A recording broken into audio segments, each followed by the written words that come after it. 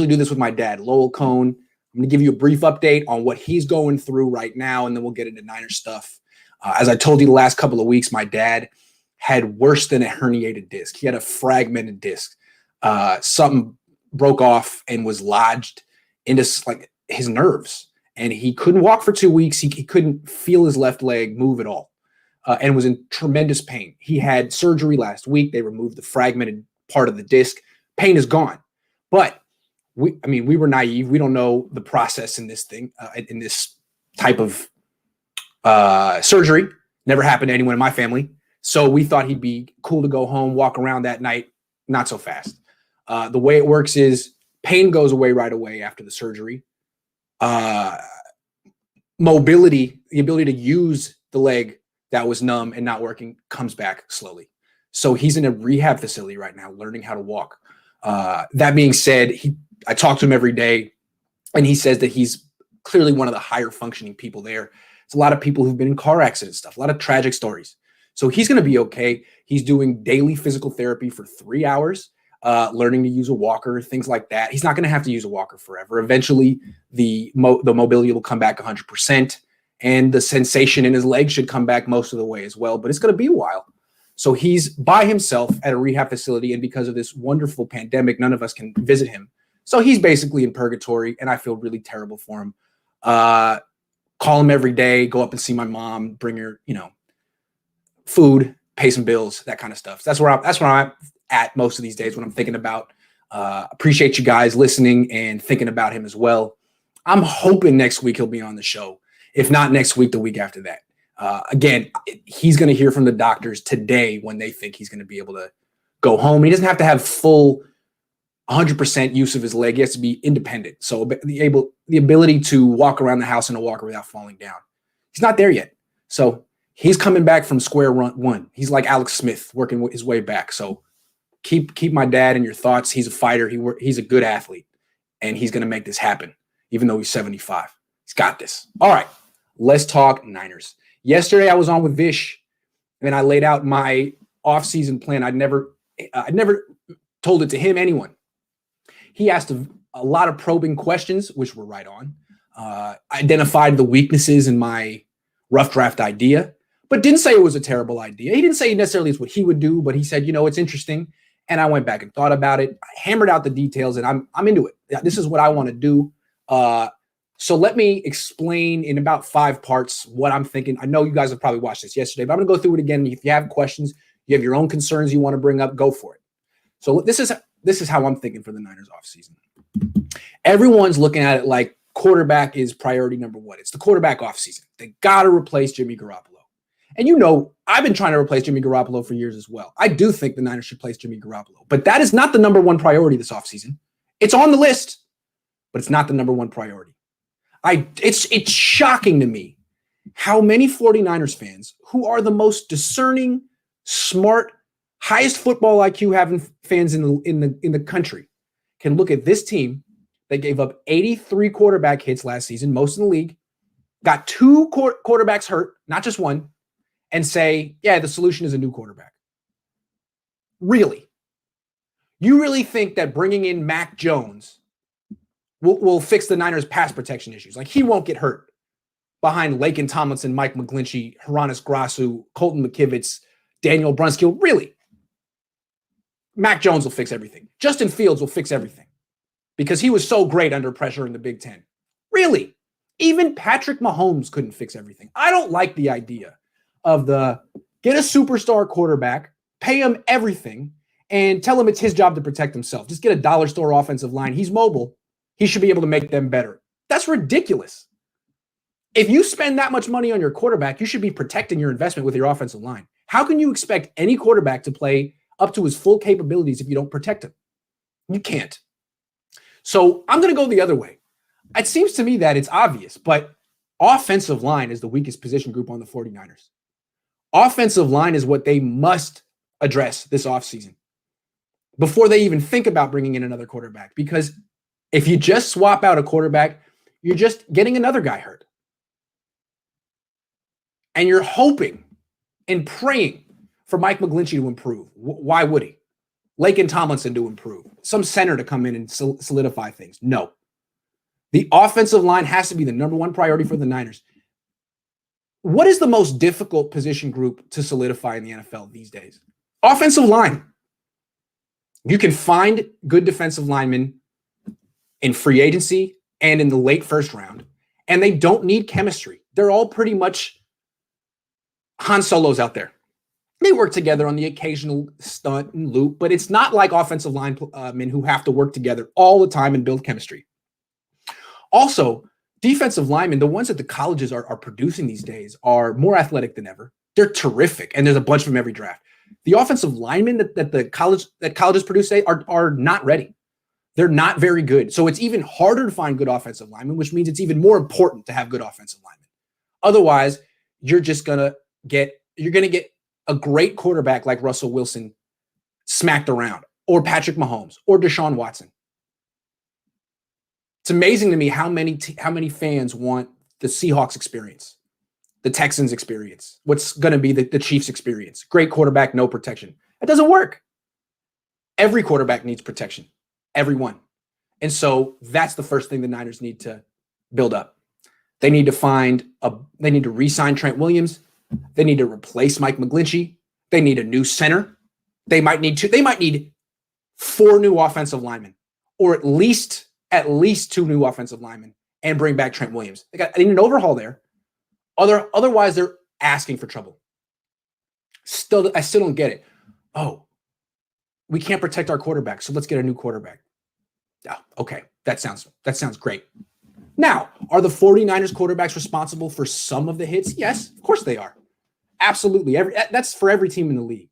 But if you look at advanced stats, the pressure rate the 49ers had was through the roof.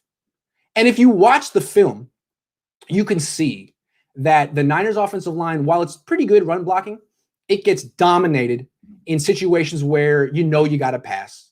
Like when you're losing at the end of the game and you're trying to do a 2-minute drill and come back. That kind of stuff. The Niners were rarely in that position in 2019. They were always winning. So they could always have Mike McGlinchey, run blocking, stuff like that. Well, when you're down 10 in the fourth quarter and CJ Beathard's trying to bring you back and actually doing it, well, Mike McGlinchey's going to ruin that effort, and he did it every single time.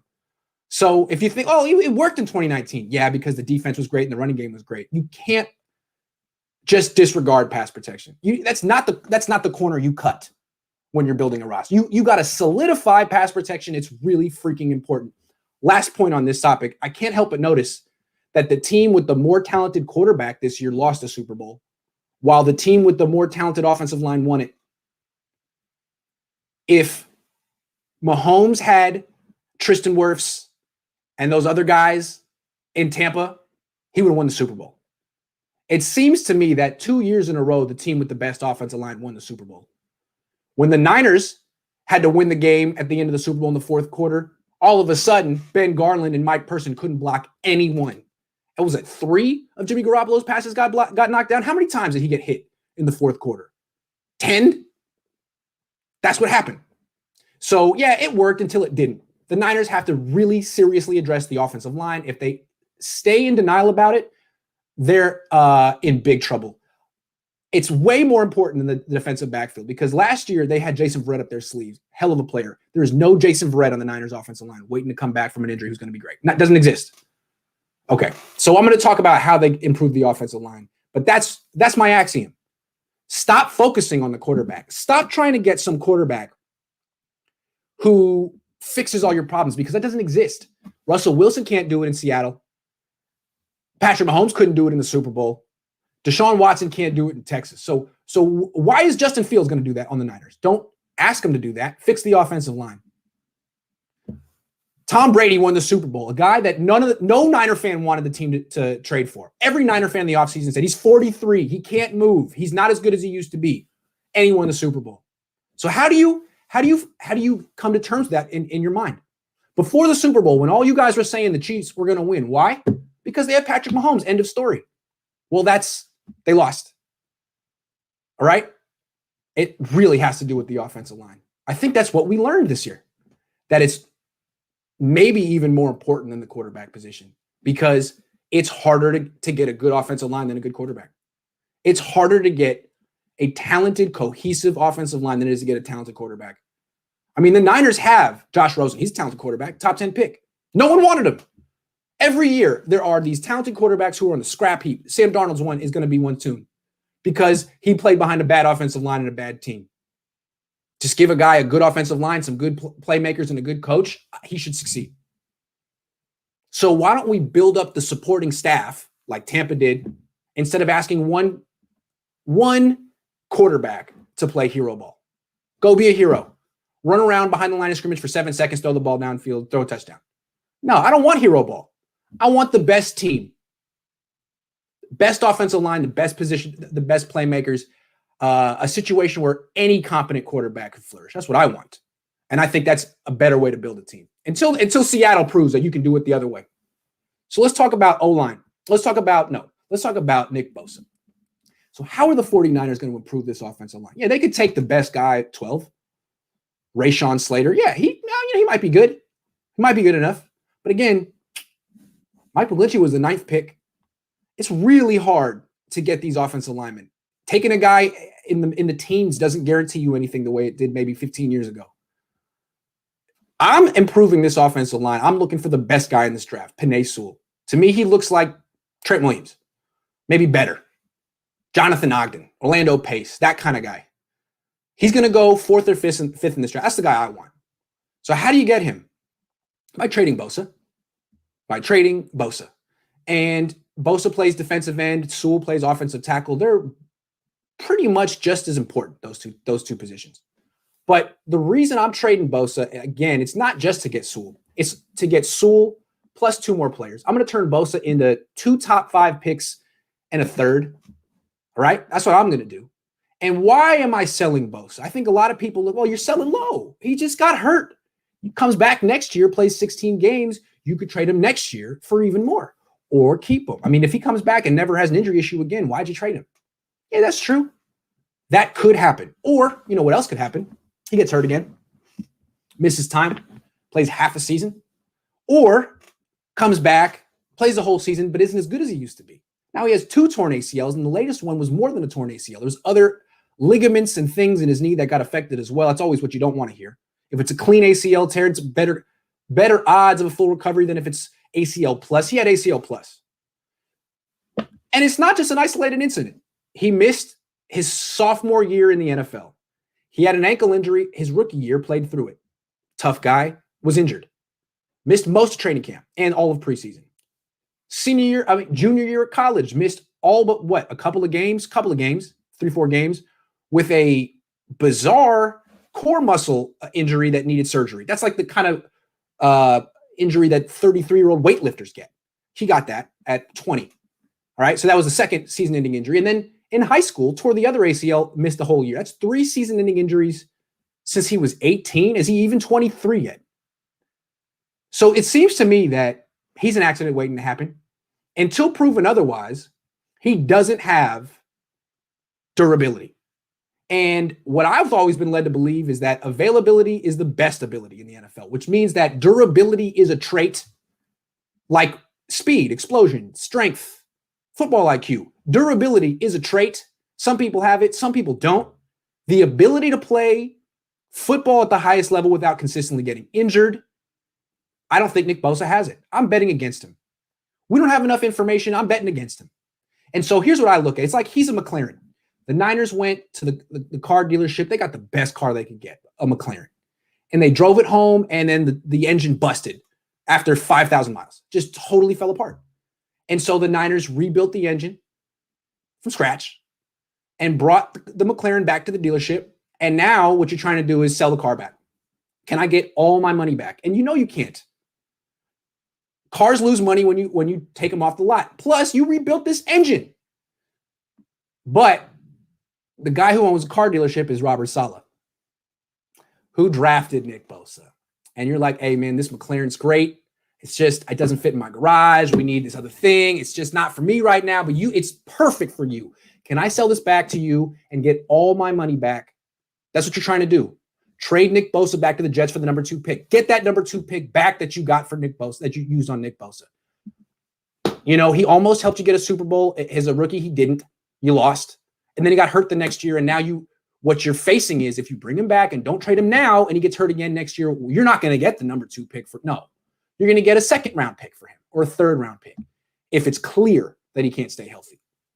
So you have an opportunity to sell back a lemon busted McLaren and get the sticker price back, get a full refund. I'm taking that. I'm betting against Bosa. I'm betting against his durability. I'm taking the full refund, and then I'm using that to get 3 cars, not just one. Okay, here's what I'm going to do. You trade Bosa for the number 2 pick, Robert Saleh. I think they would go for that. I don't understand why the Jets would draft a guy like Justin Fields or Zach Wilson, who may not even be better than Sam Darnold. Sam Darnold needs an offensive line and some playmakers and a good system. Give him a chance. Give him a freaking chance. They should be looking for a guy like Nick Bosa. And if they don't want him, the Dolphins at number 3 should be interested as well. He's from Miami. He would love to play for the Dolphins. His dad played for the Dolphins. So that's 2 teams. So let's say you give, hold on, I'll get to you, Rod Simmons, just a second. Let's say you trade Nick Bosa to the Jets for the number 2 pick. That's fair. Remember, the Niners got the number 7 pick. Excuse me, the number 13 pick for DeForest Buckner, who was the 7th pick. So you're getting a full refund on Nick Bosa, a full refund. You get that number 2 pick, you trade down to 4. 2 spots. That's it. Because usually the quarterbacks go first. It'll be Trevor Lawrence 1. The Niners shouldn't take a quarterback at number 2 because of all the things we said. They need an offensive line, not a quarterback. The Dolphins may take a quarterback at number 3 because Tua isn't working out. And then at number 4, you got the Falcons, who probably need a quarterback because Matt Ryan's getting older and it's very expensive. So trade down to number 4. Let the Falcons leapfrog the Dolphins to get whoever they want. Zach Wilson, Trey Lance, Justin Fields, whoever the Falcons want. Trade down to number 4.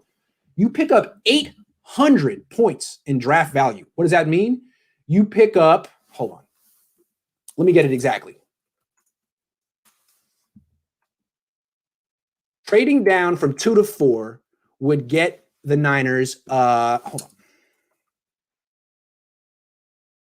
Atlanta's 2nd round pick and their 3rd round pick. So from trading from 2 to 4, you get Atlanta's 1st, 2nd, and 3rd. Instead of having the number 2 pick, now you have number 4, 35, and 68. Okay? So now you've just turned Nick Bosa into 3 picks. With the 4th pick, well, I'm not going to talk about that yet. Hold on. Let me. Okay, yeah. With the 4th pick, you take your offensive tackle, Penei Sewell. Boom. Now, the Niners have the 12th pick. They could chill there, or they could trade up back into the top 5 with Cincinnati, who probably wants Penei Sewell. They don't have a left tackle who can protect Joe Burrow, but the Niners just aced him out for it. So maybe they want to trade down. The Niners can give the 12th pick and that 35 they got from Atlanta, that 2nd round pick, to move up 7 spots with Cincinnati. Now the Niners have the 4th pick in the draft, the 5th pick in the draft, and the 3rd round pick. With that 5th pick, the Niners can do whatever you want to do. You could take a defensive end to replace Nick Bosa. You could take a cornerback to replace Richard Sherman. Or if there's an offensive player that you feel might just be the next Jerry Rice or a Hall of Fame talent, you could take him too. That Devontae Smith from Alabama is a hell of a player. He's got a very Jerry Rice-esque resume in terms of what he accomplished, touchdowns he put up, yards he put up, did it in the most difficult conference.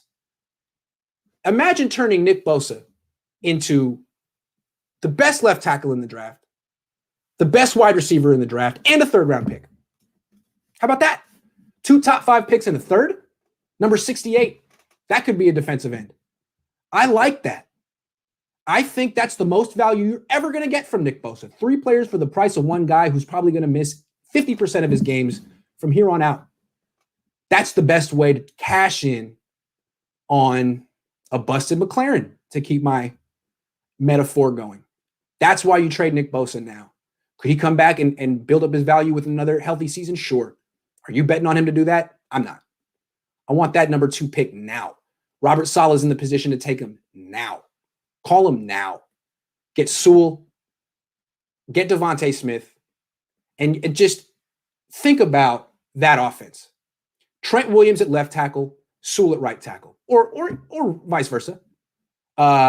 3 wide receiver sets. You got Devontae Smith, Deebo Samuel, Brandon Ayuk with Raheem Mostert in the backfield. What quarterback couldn't succeed behind that offensive line? You put together that team, you don't have to pay for quarterbacks.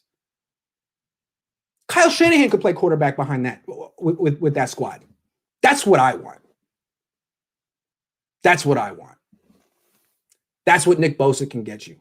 And it's like, okay, well, what about the defense at that point? Well, you can bring back Jason Verrett and and Kerry Hyder and have the same defense as last year that finished top 5. That's pretty good. It's time for the offense to be the star of this team. Robert Saleh's gone. DeMeco Ryans is learning. Kyle Shanahan is the superstar of this team. Build up the offense and win with it. Stop playing complimentary football with your offense. Just score 35 points a game. Bring in the best supporting cast possible and set up Josh Rosen, Jimmy Garoppolo, whoever you want, Ryan Fitzpatrick. Set them up for success. Okay? So that's part 2 of the plan. Here's why the Niners should trade Jimmy Garoppolo right now. So yes, it's not his fault that the protection isn't good. And with a better line, he could succeed. If you gave him Penei Sewell and Trent Williams, he certainly could succeed. Here's the problem with Jimmy Garoppolo. It's partially his fault that this offensive line is so bad. It's partially his fault that the offensive line can't block because he makes $27 million a year. They can't afford to build a quality offensive line because they spend all their money on defensive line. Here's what happens. If you spend $27 million a year on a quarterback and then spend big money on an offensive line too, you're like the Raiders. You end up with the worst defense in the league. So it's a conundrum. What do? Seems to me you go cheap at the quarterback position because it's easier than ever to get average to good quarterback play. That's what Jimmy Garoppolo is giving you when he's healthy. Average to good quarterback play, beefed up by a genius offensive coordinator and a terrific supporting cast and a bad offensive line. So if you cut Jimmy Garoppolo, you can replace his skill set rather easily. He doesn't move. He doesn't throw downfield. He doesn't throw outside the numbers. He's not that rare of a talent. You can replace that. And with the $20 million, $25 million you save, now you can build the offensive line. You can re-sign Trent Williams, get Penei Sewell, sign a center and a guard. How about that? So Jimmy Garoppolo, in a sense, here's the thing. If the Niners can trade Jimmy Garoppolo to the Patriots, do it. Because they need the cap space before free agency starts. They got to really improve this offensive line before the draft. They can't let Trent Williams walk because they didn't get rid of Jimmy Garoppolo quick enough. So if they can trade Jimmy Garoppolo, great. If they have to cut him, that's kind of like a trade too, because look at all the players they can sign if they cut him. One way or another, it's a trade. Don't be scared, Niners. Get rid of this guy. He's not the problem. His contract is. His lack of durability is. Sorry, Jimmy. You don't have the durability to be a starter. You got to go. If you were a free agent and you got cut, you wouldn't get $50 million over the next 2 years, which is what you're scheduled to get. 52 million, 54 million. No, you'd get like 25, 30, maybe max. So trade him now. Don't bet on him coming back and staying healthy and rebuilding his value next year because it's the same bad offensive line. He's the same skittish quarterback. And we all agree Jimmy Garoppolo's an injury-prone health risk, right? You can't depend on him. We all agree on that, right? We'll come back to my previous point. Nick Bosa? Nick Bosa's much more of an injury risk than Jimmy Garoppolo. You compare Nick Bosa's injury history to Garoppolo's, is no comparison. Yeah, Jimmy had one torn ACL, a high ankle sprain, and a separated shoulder. Nick Bosa's had 2 torn ACLs, one with other ligaments involved, and a torn core muscle. It's way more serious.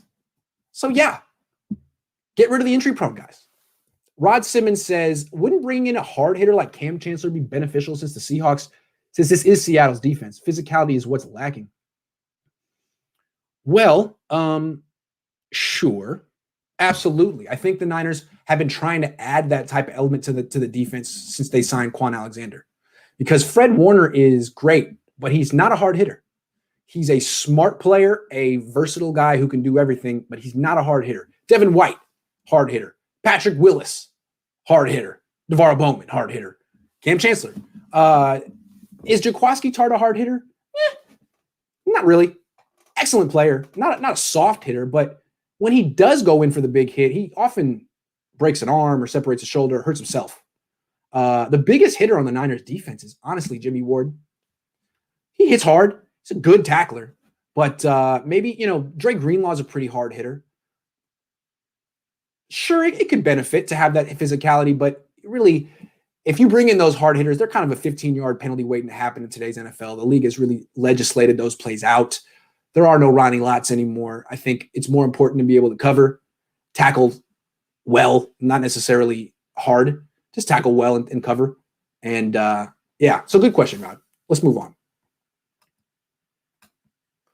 Why the Niners should trade Mike McGlinchey now? My plan is to leverage Bosa into 3 players, one of them being Penei Sewell, re-sign Trent Williams, get rid of Jimmy Garoppolo so you can afford Trent Williams and say Alex Mack. But as you notice, I don't want Mike McGlinchey at guard. I don't want him on the team. I want value for him. I want to trade him. And I think he may still have value. He was a top 10 pick. He was a 9th pick. He's an excellent run blocker. He had a good season a couple of years ago. Some teams may feel that they can do something with him. And just like with Jimmy Garoppolo and Nick Bosa, am I going to wait around for Mike McGlinchey to maybe rehabilitate his trade value? No, because what's more likely going to happen is he's going to continue down the downward slide that is his career trajectory, and you're going to get less for him. If you trade him next year, that's right when his rookie salary is done, and you either are trading a guy that you just picked up his 5th-year option, and now you're paying him what? 11, 12, 13, 14 million, something crazy for some guy who can't pass protect, is an old school run block only right tackle. No, you missed your chance. You trade him now to a team that says, you know what? He was a ninth pick in the draft. We gave him a high grade. Maybe he's a better fit on my system. Maybe we can work with him, get him in our training staff. Give him 1 year. Trade a 3rd-round pick for him. Give him 1 year on my team. If he doesn't work out, I'll let him walk, get a 3rd-round comp pick. I'm talking, the Patriots do stuff like that. If you trade Jimmy Garoppolo, the Patriots say, hey, we got to take Mike McGlinchey too. You don't need Mike McGlinchey anymore if you have Sewell and Trent Williams. Forget Mike McGlinchey. Trade him now. Get a pick for him. Do it now before you bench him for Penei Sewell or before he has another abysmal season. Again, here's why Mike McGlinchey needs to go. He can't pass protect. He's just a run blocker. And that was cool in 2019 because the Niners had the lead the whole season. But you never have a season like that. You usually have to, come from behind here and there, especially to win a Super Bowl. You're not just going to lead the entire 19-game schedule, 20-game schedule. The Niners almost did in 2019, but when it was time in the 4th quarter to actually drop back and throw, which they did all the 4th quarter, it wasn't just Jimmy who stunk. It was all those offensive linemen. And you saw it this year. McGlinchey regressed. He lost weight when they were trying to come back at the end of the Eagles game when C.J. Beathard was playing well. No, Mike McGlinchey shut that down. If ever the Niners find themselves in a position where they have to throw and the defense knows it, he's a mark. Sorry. In today's NFL, you need 2 left tackles because so much of your game is 1 running back in the backfield, 4 guys out wide, no tight end in close, 2 offensive tackles on islands, 2 of them. You need 2 left tackles. And the fact that the Niners were never comfortable moving Mike McGlinchey to the left side, when Joe Staley got hurt and they put Justice School out there or Daniel Brunskill and not Mike McGlinchey, that tells you everything you need to know about Mike McGlinchey. The fact that they trusted Brunskill and School to play on the blind side, but not McGlinchey. If you can't play on the blind side, you can't play right tackle in the NFL these days. There is no difference. So McGlinchey, you got to go. You got to go. Trade him now. Okay. One more thing. Hold on. Hopes on Jalen Hurd. Opinion on picking up a wide receiver free agent like Allen Robinson, T.Y. Hilton, or O-line like Brandon Scherf. Hurd Gurley might come. Jalen Hurd, yeah, he'd be great if he could come back, but I'm not counting on that.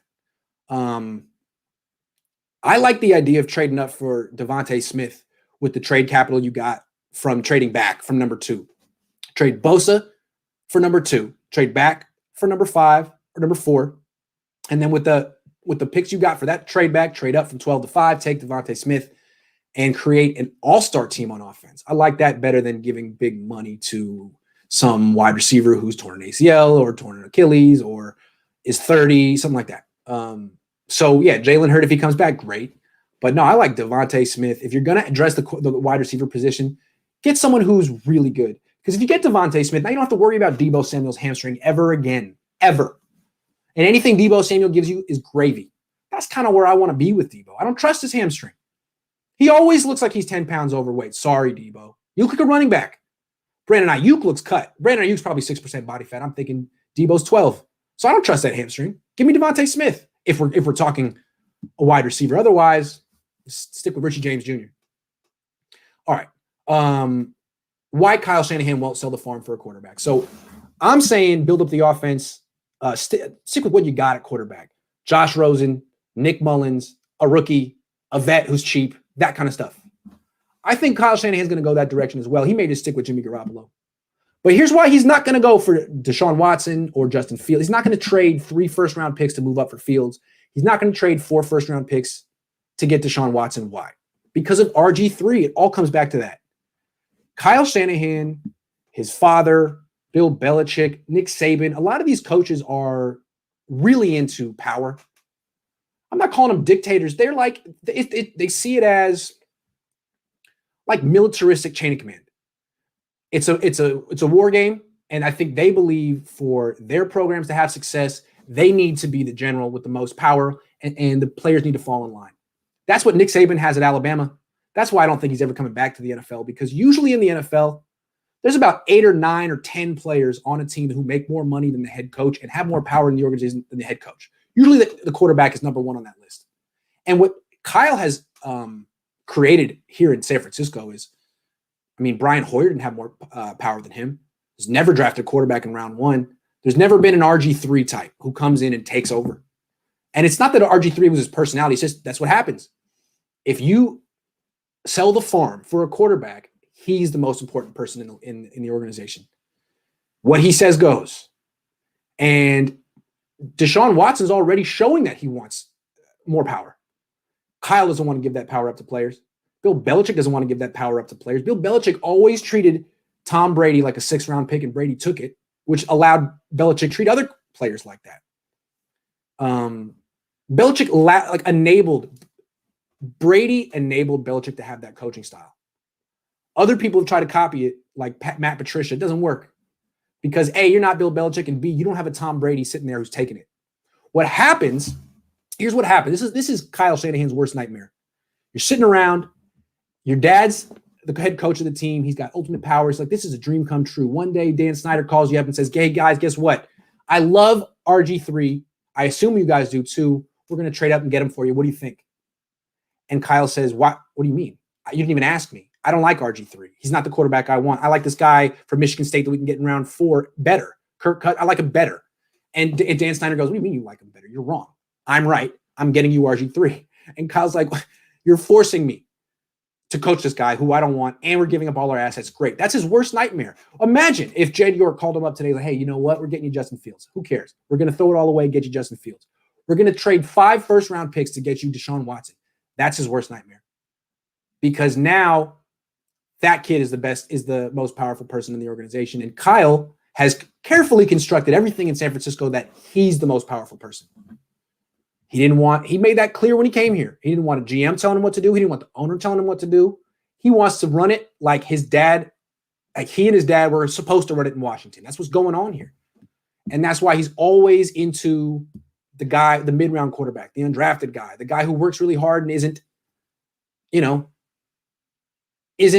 throwing his weight around the organization. You take a guy, round 1, Justin Fields, he's going to want input on the coaching staff or the scheme. It could happen. Deshaun Watson will. He's going to want input on the front office, the scheme, the play calling. Or what if he does? That's what Kyle doesn't want. He wants Kirk Cousins to say, what do you want, Kyle? I can do that. What do you want? I'll execute it. That's just how Kyle is. So if you guys are holding out hope for Kyle Shanahan to throw a bunch of assets at a player and make him the most powerful person in the Niners organization, keep waiting. It's not going to happen. The Niners aren't going to do what the Rams did. And if you don't like that, that's your issue with Kyle. It just is. I'll be shocked if he takes a quarterback in round 1 this year or trades for Deshaun Watson. He's not going to. He's not going to. All right, so final thing, I don't think he should. I don't think he should trade up for a quarterback. I think Josh Rosen can succeed on this team, and here's how. You give him Trent Williams on one side, Penei Sewell on the other, Alex Mack at center, Raheem Mostert at running back, Jeff Wilson Jr. as well, George Kittle, the best tight end in the league, Devontae Smith, Brandon Ayuk, Deebo Samuel. Honestly, what quarterback wouldn't succeed with that? Any quarterback who's worth, and Kyle Shanahan as the offensive coordinator. If you can't succeed under those conditions as a quarterback, you shouldn't be in the league. Should not be in the league. They got the pass protection. They got the run game. They got the tight end. They got the 3 receivers. No. Josh Rosen should be able to flourish. Because the thing with Josh Rosen, they say, well, he can't move. He's not that athletic. Well, on this team, it wouldn't matter. On this team, you'd have a great offensive line and guys who are open all the time.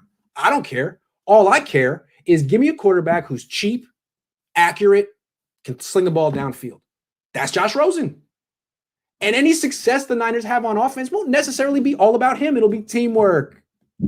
It'll be like what they had in 2019 with Jimmy Garoppolo, except with a guy who can throw the ball downfield and outside the numbers and who makes, a tenth of what Jimmy makes. That's how he can succeed. He can succeed on this team the same way that Mac Jones succeeds at Alabama. It's a killer supporting cast. The same way that Justin Fields succeeds at Ohio State. A killer supporting cast. You notice what these college football teams do? They don't have a quarterback and say, hey, do everything. We're going to cut corners here and here. No. The best college football teams have killer supporting casts. Look at Alabama. They made Tua look like a top 10 pick. He's not a top 10 pick. They made Mac Jones look even better than Tua. No. I mean, every year Ohio State makes their quarterbacks look like the greatest quarterbacks in the world, and not one has worked out in the NFL yet. Not one. I just don't understand why every team wants to be the Seahawks. It doesn't work. I'd rather be Cleveland. Cleveland is interesting. Cleveland was bad. Kevin Stefanski took over. Had a quarterback that people were willing to give up on, ready to give up on in Baker Mayfield. Terrible offensive line. What did he do? Did he get rid of the quarterback? No. He beefed up the offensive line, brought in some tight ends, improved the running game. Boom, they went to the playoffs. Now, what they can't do is pretend like that was all Baker Mayfield and give him a big contract in a couple of years. That would be a mistake. I'm curious to see what Cleveland does. But right now, they got the formula. Cheaper quarterback, stud offensive line, 2 great running backs. It's just the ultimate supporting cast. It's what you want. It's what the Chiefs had a couple of years ago. All right, hold on. Last Second Sports says, bottom line is the Niners are a long way away from winning, and they have no philosophy or plan. Am I right or am I right? O-line has to be a priority.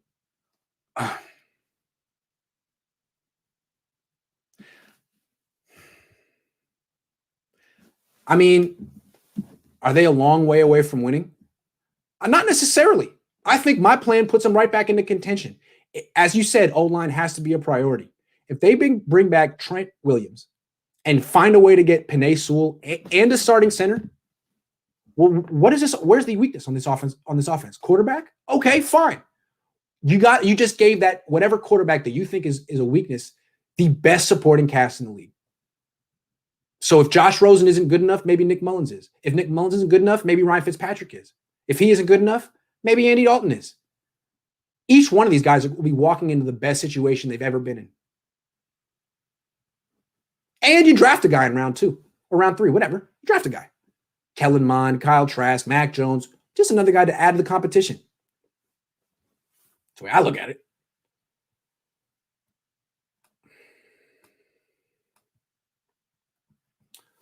So that's my spiel.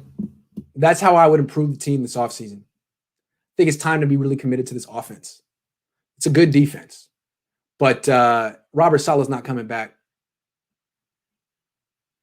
So maybe it's time for Kyle Shanahan to carry this team.